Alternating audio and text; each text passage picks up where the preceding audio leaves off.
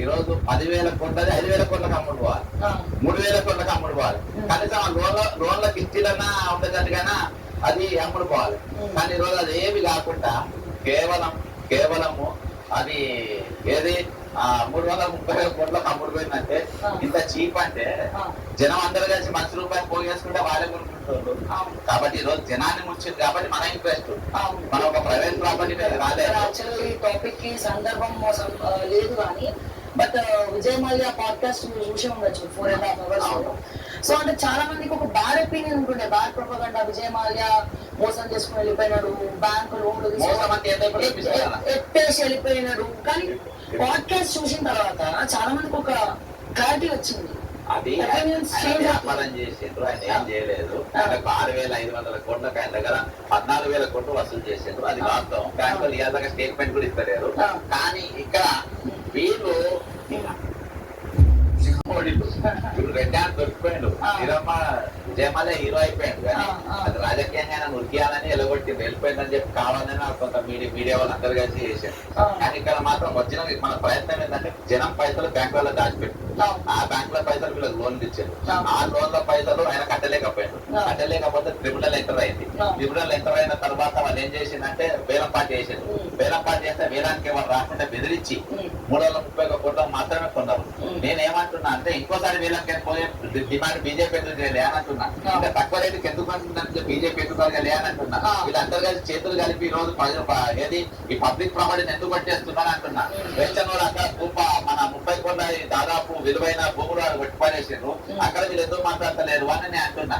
ఈ రోజు నిన్న దినాన మనం పోతే పబ్లిక్ పార్క్ కబ్జా చేసారు.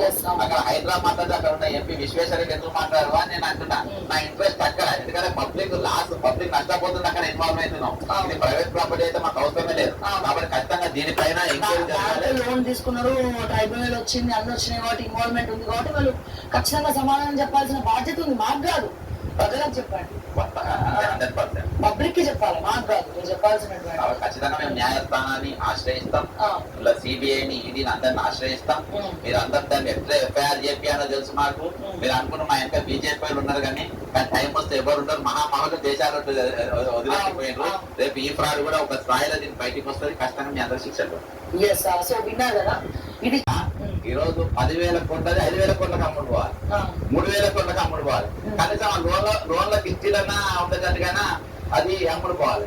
కానీ ఈ రోజు అది ఏమి కాకుండా కేవలము అది ఏది 330 కోట్లకు అమ్ముడు పోయిందంటే ఇంత చీప్ అంటే జనం అందరూ కలిసి ₹1 పోగేసుకుంటే వాళ్ళే కొనుక్కుంటారు.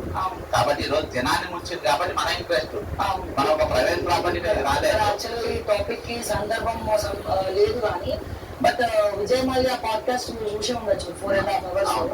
సో అంటే చాలా మందికి ఒక బ్యాడ్ ఒపీనియన్ ఉంటుండే, బ్యాడ్ ప్రొపగండా. విజయ్ మాల్యా మోసం చేసుకుని వెళ్ళిపోయినాడు, బ్యాంకు లోన్లు ఎత్తేసి వెళ్ళిపోయినాడు. కానీ పాడ్కాస్ట్ చూసిన తర్వాత చాలా మందికి ఒక క్లారిటీ వచ్చింది. అది వ్యాపారం చేసిండ్రు, ఆయన ఏం చేయలేదు. ఆయనకు 6,500 కోట్లకు ఆయన దగ్గర 14,000 కోట్లు వసూలు చేసిండ్రు. అది వాస్తవం. బ్యాంకులు ఇవాళ స్టేట్మెంట్ కూడా ఇస్తలేరు. కానీ ఇక్కడ వీళ్ళు ఇప్పుడు రెడ్డాన్ని దొరికిపోయాడు.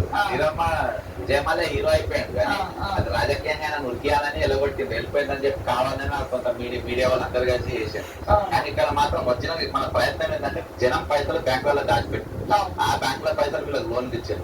ఆ లోన్ల పైసలు ఆయన కట్టలేకపోతే ట్రిబ్యునల్ ఎంటర్ అయింది. ట్రిబ్యునల్ ఎంటర్ అయిన తర్వాత వాళ్ళు ఏం చేసిందంటే వేలం పార్టీ చేశారు. వేలం పార్టీ చేస్తే వేలానికి వాళ్ళు రాకుండా బెదిరించి 331 కోట్ల మాత్రమే కొన్నారు.